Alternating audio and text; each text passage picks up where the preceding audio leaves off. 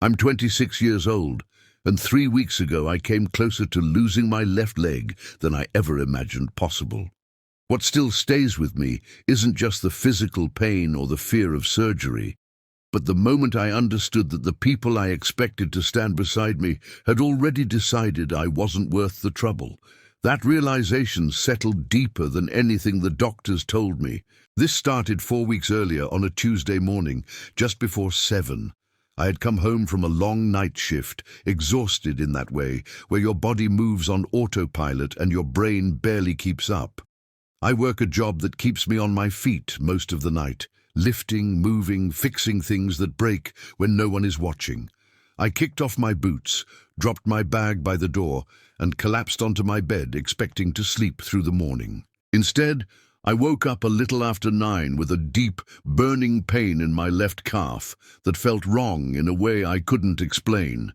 5 days earlier, I had fallen off my bike after hitting a pothole on the way home. It wasn't dramatic. I scraped my leg, cleaned it, wrapped it, and moved on. I grew up in a family where stopping for injuries was seen as weakness, so I treated it like nothing. That morning when I pulled the blanket back, my stomach dropped. The skin around the wound was swollen and angry red, hot to the touch. But what terrified me was the thin red streak creeping upward from the cut. It didn't look random. It looked deliberate, like it was heading somewhere. I didn't need medical training to know that wasn't normal. I tried to stand and felt a sharp wave of pain force me back onto the bed.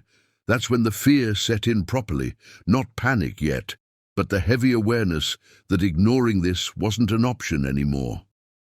I got dressed slowly, every movement reminding me something was very wrong, and drove myself to the emergency room, watching that red line in the mirror the entire way, as if it might move while I wasn't looking. At the hospital, things escalated quickly.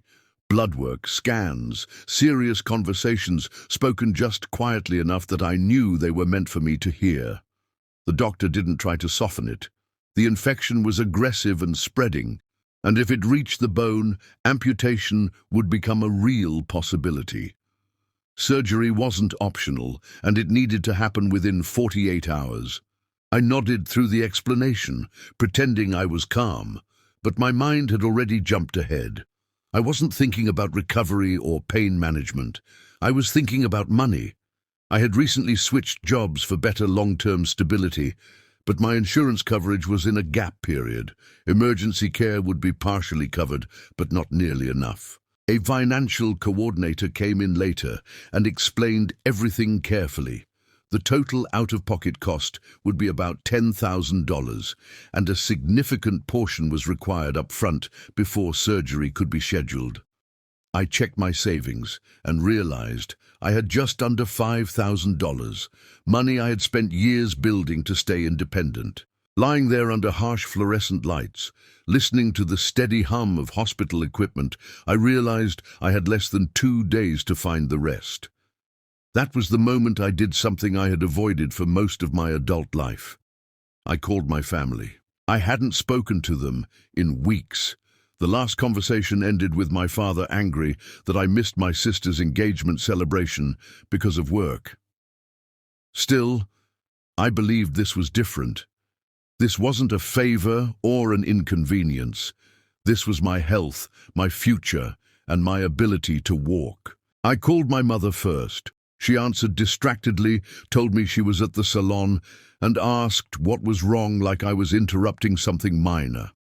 I explained everything as clearly as I could: the accident, the infection, the surgery, the cost, and the time limit. I waited for concern, for fear, for anything that sounded like love. Instead, she sighed and told me I always had a habit of creating drama, that my timing was terrible with my sister's wedding coming up, and that money decisions weren't hers to make anyway.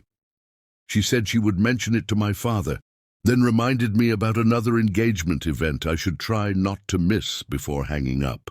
I stared at my phone long after the call ended, realizing she never asked if I was scared or in pain or even okay. That night I barely slept, not because of the pain in my leg, but because I already knew what the next call would sound like. The next morning, with my leg visibly worse and the red line higher than before, I called my father. He answered immediately, calm and businesslike.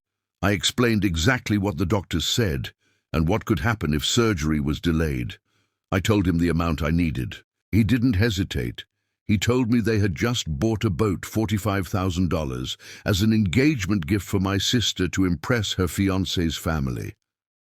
Then he said that sometimes struggle builds character, that I needed to figure this out on my own, and that they had already done their part by raising me. When the call ended, I didn't cry or shout.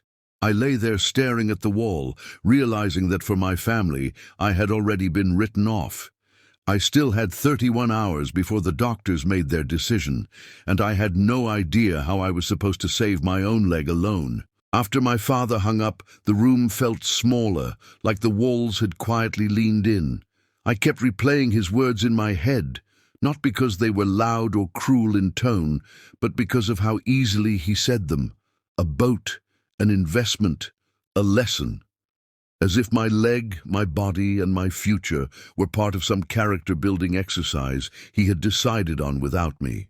An hour later, my mother called back, not to ask how bad the infection had gotten or whether the doctors were optimistic, but to explain my father's position as if she were smoothing over a minor disagreement. She told me he believed in tough love, that sometimes people needed to struggle to learn responsibility, and that maybe this situation would make me appreciate stability instead of chasing better opportunities.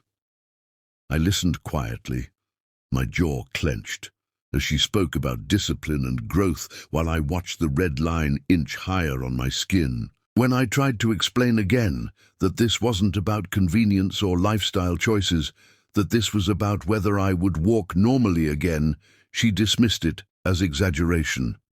She said God puts challenges in our path for a reason and suggested that living with a limp might teach me to slow down and think more carefully about my decisions.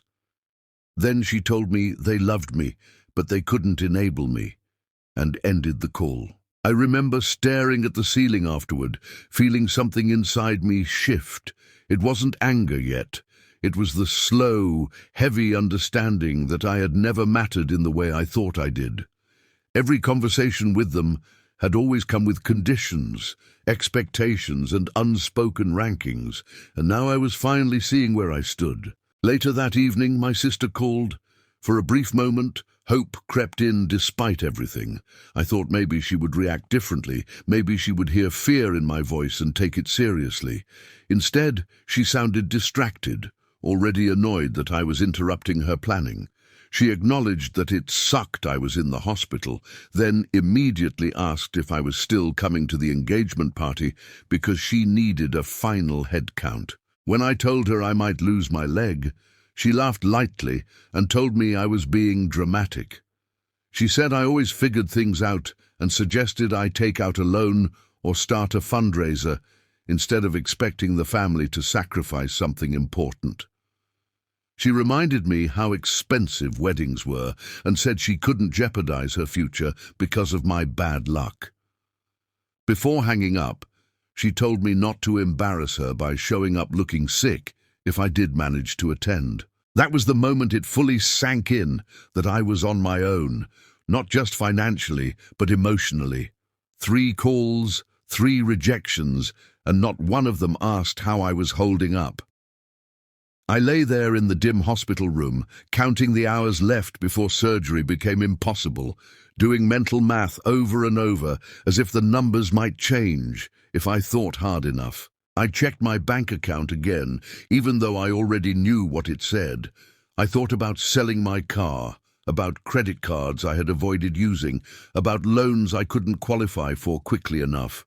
Every option felt too slow, too small, or too risky. The clock on the wall ticked past 11, and I accepted something I had never admitted before. I had spent my entire life trying to earn my place in my family, and when it finally mattered, that place didn't exist. Just before midnight, when I had given up on sleep completely, the door to my hospital room creaked open. I expected a nurse. Instead, I saw my grandmother standing there, her coat still on, her white hair pulled back the way it always was. She looked smaller than I remembered, but her eyes were steady, focused entirely on me. She didn't ask why I hadn't called or why things had gotten so bad. She walked over slowly, pulled a chair close to the bed, and took my hand in both of hers. The first thing she asked was whether it hurt. That simple question broke something in me, and I couldn't stop the tears from coming. She didn't rush me or try to fix anything. She just stayed there, holding my hand, letting me fall apart without judgment. When I finally calmed down, she reached into her purse and pulled out an envelope. She told me there was $800 inside and that she knew it wasn't enough. Then she told me where it came from. She had sold my grandfather's woodworking tools, the ones he had used for decades, the ones she kept polished and untouched since he passed. She said he would have wanted her to do it, and that nothing he owned mattered more than me being able to walk. I tried to tell her she couldn't do that it wasn't right, but she stopped me gently and pressed the envelope into my hand. That money wasn't going to save my leg, but it saved something else entirely. It reminded me what real love looked like and how rare it was in the places I had been searching for it my whole life. What I didn't know yet was that her sacrifice wouldn't stay quiet, and that by morning, the truth I had spent years protecting was about to spread further than I ever expected. I held the envelope long after my grandmother left, turning it over in my hands like it might disappear if I loosened my grip. $800 wasn't going to change the math, but it changed the way the room felt. For the first time since I'd been admitted, I wasn't completely alone. Someone had shown up without conditions, without lectures, without asking what they'd get in return. I asked her who she sold the tools to, partly out of guilt and partly because I already knew she had given up something irreplaceable. She told me it was a woman from her church, someone who had admired my grandfather's work for years.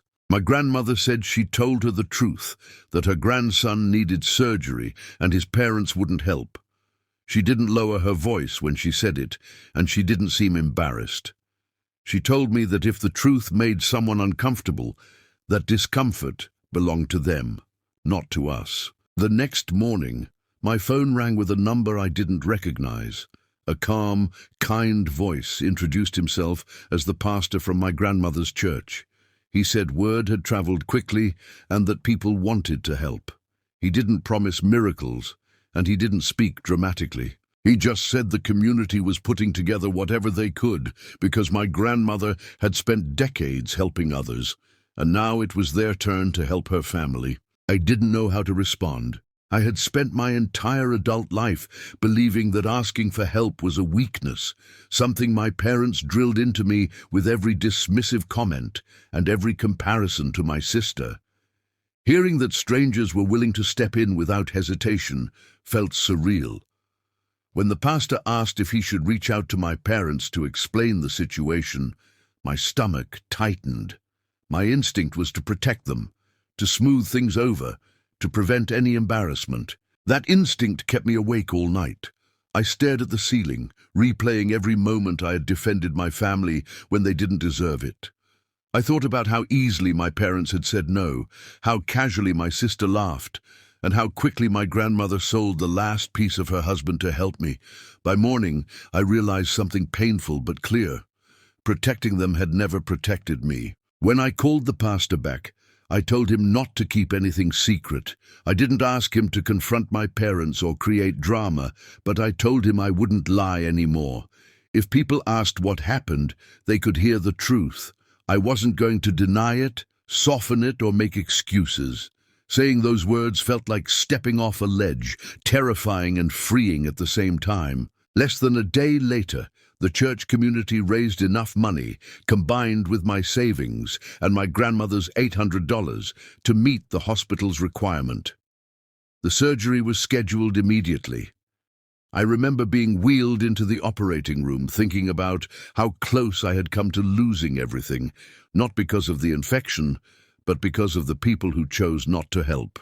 When I woke up in recovery, groggy and aching, the first thing I did was move my toes. They responded. The relief hit me so hard I cried again, this time from gratitude instead of fear. The doctor told me we caught it just in time, that another day or two could have changed the outcome completely. He said I was lucky, and I didn't correct him, even though I knew luck had nothing to do with it. My grandmother was sitting beside my bed when I fully came to, wearing the same cardigan, holding the same purse. She told me she had called my mother to let her know the surgery was over.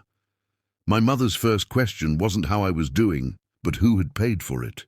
Hearing that confirmed what I already knew. Nothing about this had surprised them. It had only exposed them. A week later, while I was recovering at my grandmother's house, the consequences began to ripple outward. My parents started hearing about what had happened from people they cared about impressing. Questions were asked at places they couldn't control, and suddenly the story wasn't private anymore.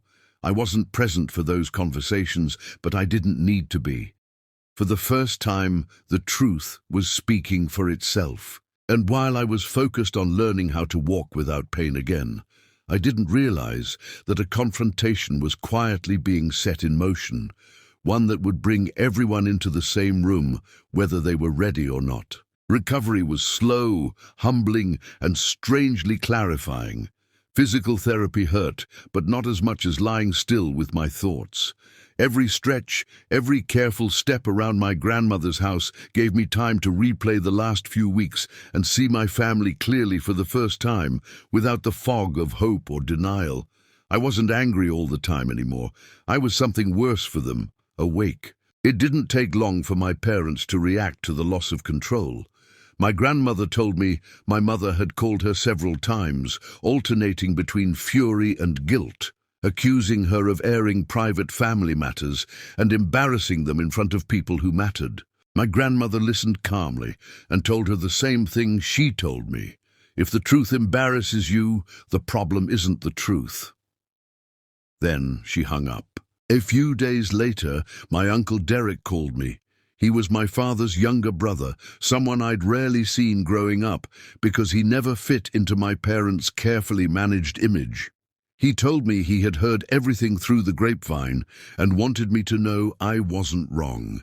He said what my parents did was cruel, not tough love, and that he was tired of pretending otherwise. Hearing someone from inside the family say that out loud cracked something open in me. It meant I wasn't imagining things. I never had been. The real turning point came when my grandmother's pastor called again with an idea. The church wanted to throw her a 70th birthday celebration, not just because of her age, but because of what she had done for the community and for me. He asked if I thought it would be appropriate to invite my parents and my sister. My first instinct was panic. The idea of being in the same room as them, especially after everything that had come out, made my chest tighten. But the more I thought about it, the more I realized this wasn't about me. It was about my grandmother. She deserved to be celebrated openly, honestly, without hiding parts of her story to protect people who had failed her. I told the pastor yes. If my parents came, they came. I wasn't going to manage their reactions anymore. In the days leading up to the party, I helped organize photo boards and decorations. That's when I found the box in my grandmother's closet. Inside were my grandfather's old letters, and one addressed to him from my grandmother explaining why she sold his tools. Reading it felt like reading a confession meant for heaven. She wrote about choosing love over appearances, about refusing to let fear make her complicit in cruelty. I understood then where my strength came from. It wasn't inherited from my parents. It came from her. The day of the party arrived quietly, deceptively calm.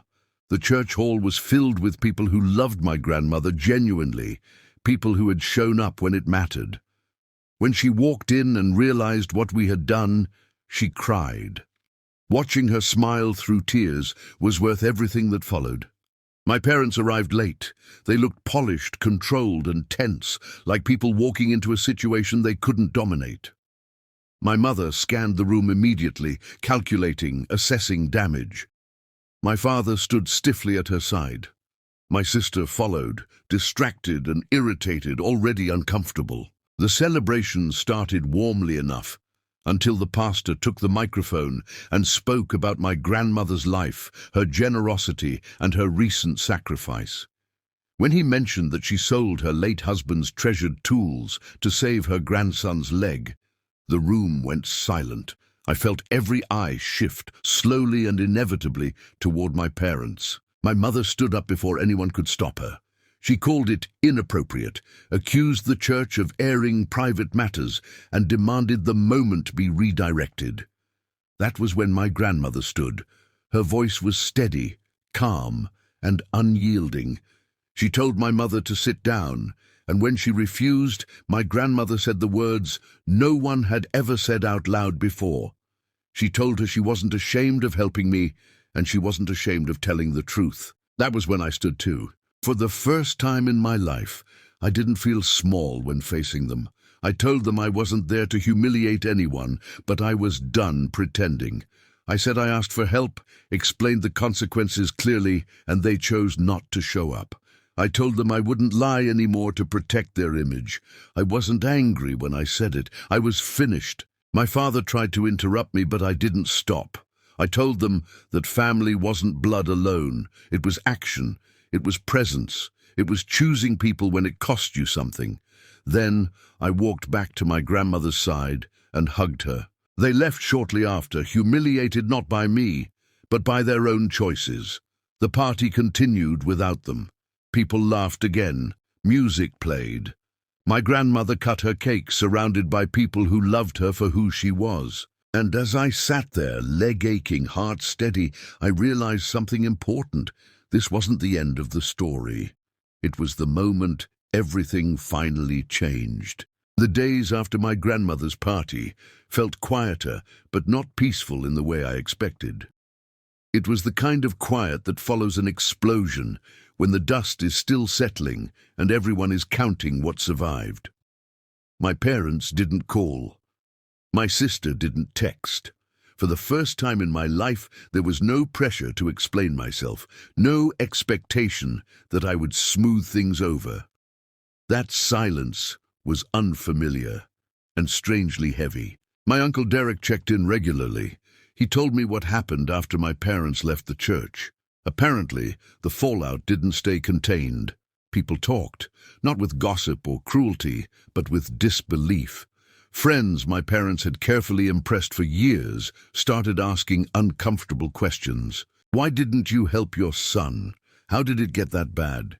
Why did strangers step in when family didn't?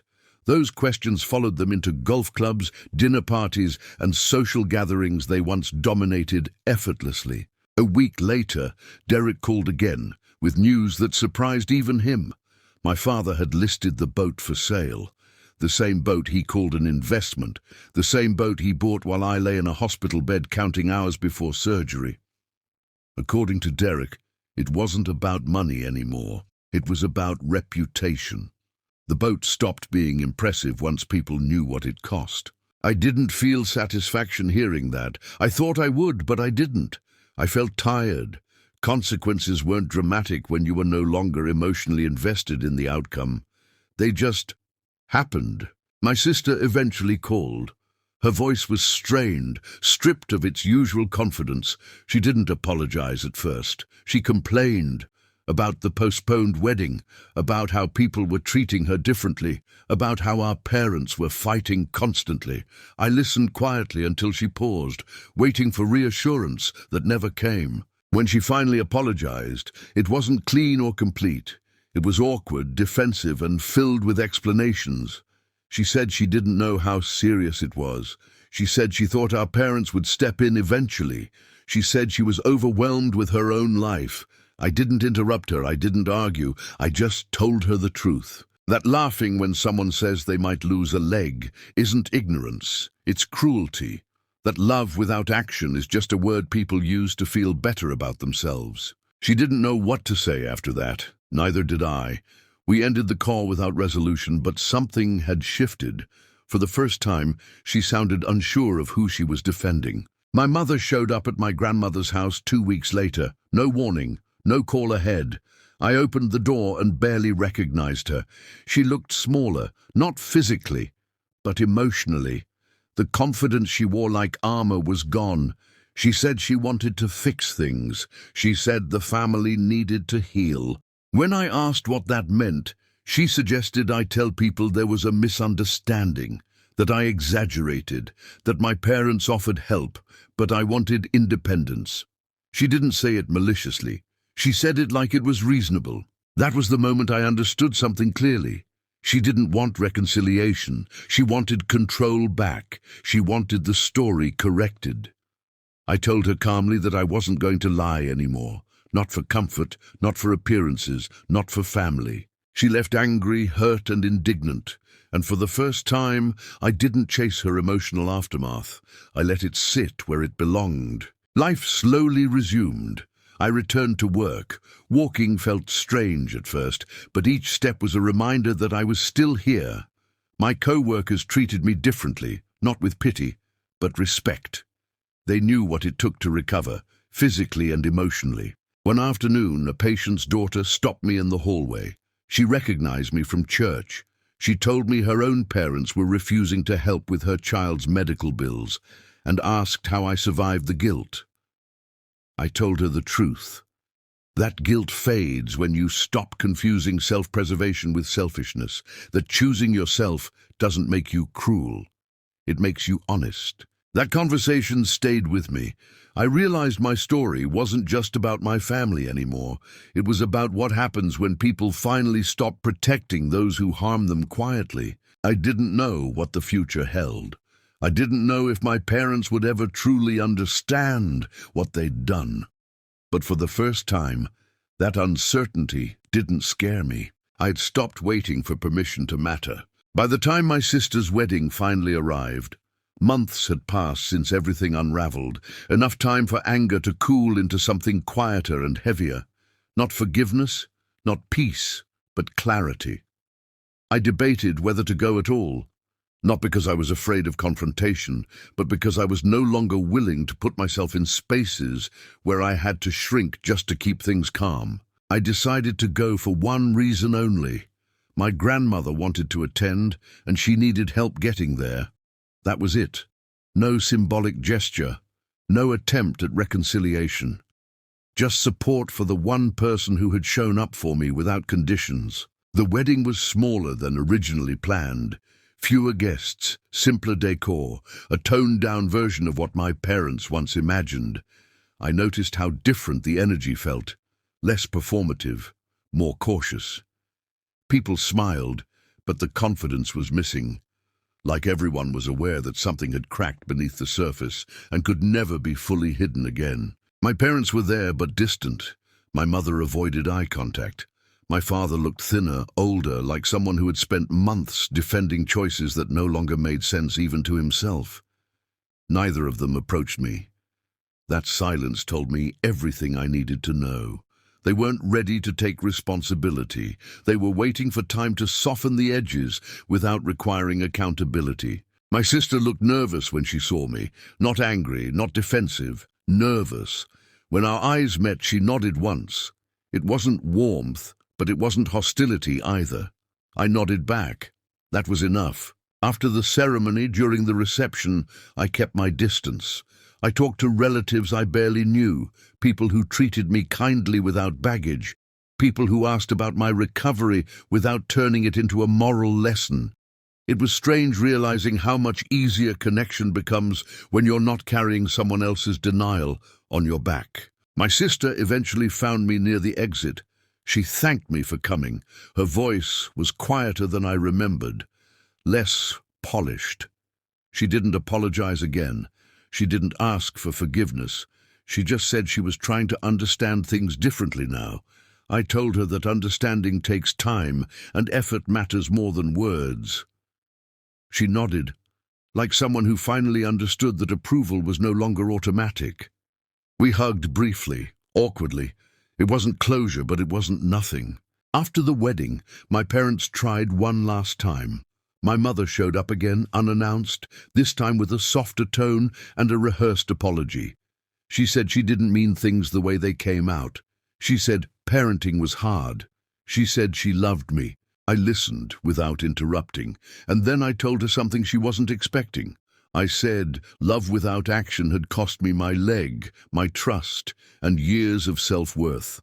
I said I wasn't interested in rewriting history to make anyone feel better.